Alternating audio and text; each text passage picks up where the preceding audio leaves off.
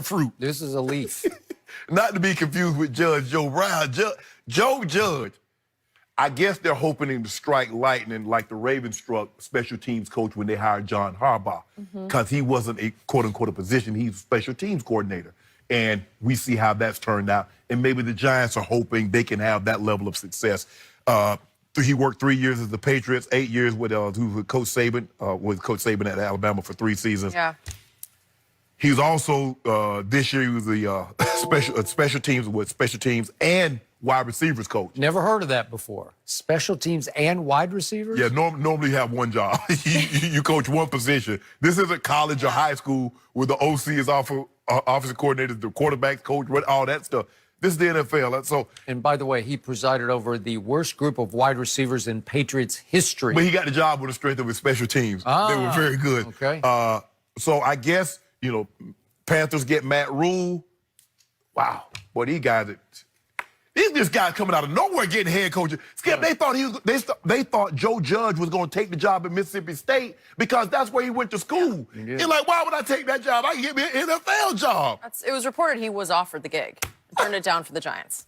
Look, all the jobs. Skip, look, let's not, I don't want to minimize or try to take for granted. There's only 32 head coaching jobs. But obviously, when you talk about the Giants, Skip, you talk about a cornerstone franchise. Cornerstone. Big deal. He got it. Big Apple. He got it. Joe Judge? Joe. What? It's sort of like Daniel Jones? Oh. Yeah. Daniel Jones? They got a lot of common. Huh. Your reaction, Skip? This is beyond Cliff Kingsbury to me, because I know Cliff had been fired for being a sub-500 coach at Texas Tech, but at least he had been a head coach. Correct. So you got some idea of how to run an organization. Joe Judge has no idea how to run one. He was muzzled like all the assistants are in New England, so he's never even he's not even spoken to the media, to my knowledge. Maybe some reporter here or there. Maybe at the Super Bowl, Skip, because everybody get a opportunity there, but that's it. But I don't remember him at the Super Bowl. He's only 38 years of age. And by the way, my first reaction to this whole landscape right now is they're just hiring African-American coaches right and left. Not? Yeah. Like, not? What's happened to the Rooney Rule? It's not working. It's not working. It was the spirit. I get what they're trying to do in spirit, but Skip, look.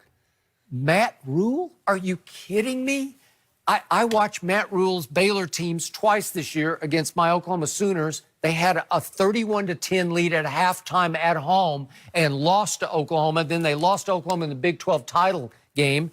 And get run off the field by Georgia. By Georgia, run off the field. What happened? How did you become? You were the assistant offensive line coach for 1 year in New York, and suddenly you're the hottest NFL candidate, and Carolina snaps you up? For what? What have you ever done? Show me. And then they told, if I'm Jason, first, and they said they're waiting, they found what'd you say to speak to Jason? Permission to speak with Jason. Why did as the coordinator? But what? Listen, if I'm ever married, my wife files paperwork for a divorce, I'm not waiting till the divorce is finalized for me to start talking to someone else. You've already fired me, Jerry Jones. I'm going to New York. I don't care what you say. It's too soon. I mean, technically, you're still... Technically, you filed the paperwork. Okay. But at first, I thought maybe they wanted him to be the head coach, but they just want him to be the coordinator and sort of the quasi-assistant head coach because he's the guy with head coaching experience. Well, what do you think of that? Uh-oh. I don't think these Giants fans are jumping for joy. I don't think they're jumping for joy. They're not jumping for joy for either hire. You know, I do think Jason is a much better coordinator than a head coach. So if they could convince him to do that, I don't know, is any job left now? Cleveland is left. Could Jason become in play at Cleveland? I have no idea. Man, I agree with you, Skip. I don't understand is that you got to basically have Mike Tomlin's success for an extended period of time, and then they'll let you struggle. Steve Wilkes is gone after 1 year. Hugh Jackson, okay, whatever that situation. And now we're starting to see that dysfunctionality. Can anybody coach in Cleveland? Right. Because they fire after a year and a half, you're gone. But you're hiring so many white guys who are unqualified to me, right? Matt Rule's not qualified. Joe Judge is not qualified. Well, they did. I guess anybody that's under Coach Belichick. At least Brian Flores says I did get an opportunity. Okay. And This is he's ridiculous. doing very well with it. This is You would think ridiculous, that yeah. would encourage others to open their door, but not yet. No. And what are we down to? 4 African-American? Brian Flores, Mike Tomlin, of color. Anthony Lynn, 3. Anthony Lynn and then Ron Rivera. Ron Rivera, yes, Color. so 4. All right. Not good enough. And now we just continue to see guy after no-name guy get jobs. Because the guy that's doing the hiring is hiring the guys are. that look like them. That is correct. Yep. I don't know. The Giants fans, and just to be a sports fan in New York right now, they have not had a lot of success. as of late. Between the Knicks, the Giants, and the Jets, good luck with that. Whew. Okay, we're going to transition to Marshawn Lynch. How much impact is he going to have against the Packers on Sunday? We'll discuss what peak. Well, Shannon, do you agree with Favre? No, hell no. He'll be just like the rest of them, Skip. He'll just fall in line, and Jerry will care about his business.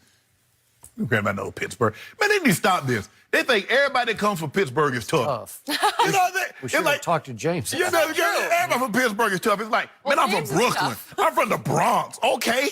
Y'all get fired on it too. Man, stop this with this. What is oh, he's the tough. Pittsburgh thing? Skip, Jerry's going to do what Jerry, the boss. That's what Jerry signs the check. He's made it abundantly clear. If I'm paying for everything, you don't think I'm going to have a say? He said that with Jim. He said, I didn't, I hate to say this, but I had final say with Jim. I had final say with Bill Parcells. He's going to do that, Skip. There's going to be a situation. Zeke can run for 272 yards. The media is going to talk to Jerry outside of the locker room before they ever get a chance to talk to Zeke. That's just the way it is. Jerry's okay. As a matter of fact, Jerry's not just okay with that. Jerry would have it no other way. It's easy. Mike McCarthy has never had a situation where Ted Thompson or Mark Murphy second-guessed him publicly. Not maybe behind closed doors, but the public never heard of it. That's what he's going to have to deal with. And his other bosses were fans, where they second-guessed him all the time, especially after he kept losing in the playoffs, Skip. Yep. But Jerry's a different animal. Everybody says they can handle that. You know, Skip, when I post my photos about my breakfast, people ask, well, Shannon, how do you eat the same thing? Because when you do it for 20 years, it becomes easy. Mike McCarthy never had a boss that second-guessed him publicly. So how do you handle that, Skip? When after a game, we should have went for it on 4th down. I don't like that call on offense. I thought we should have run Zeke more instead of threw more. How is that going to sit with him? He go, exactly right. He going to sit right there and just take it. He ain't no handling it. You just deal with it. It ain't no, Jerry, can you stop? What are you going to come out public and say, well, I wish Jerry wouldn't do that? To gain your fortune, you have to have some level of toughness. He was a starting offensive guard for a national championship team at Arkansas.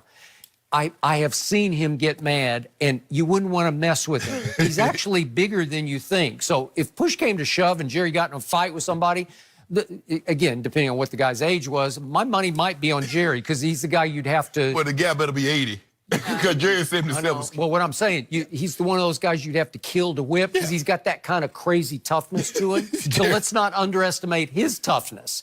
So you can't push him either. Right, okay? of course. Okay. Skip, you can't tell your boss what he can and can't say. Yep. He the boss. Okay, so this is why this whole idea of he stayed at Jerry's house is being overestimated. Okay. Because once upon a time, you remember Terry Donahue. I do.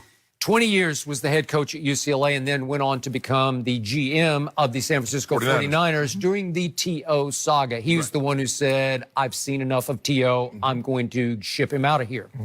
The point was that in 1998, Jerry Jones attempted to hire Terry Donahue to coach the end of Troy Aikman's career in Dallas because he had been Troy's coach at UCLA.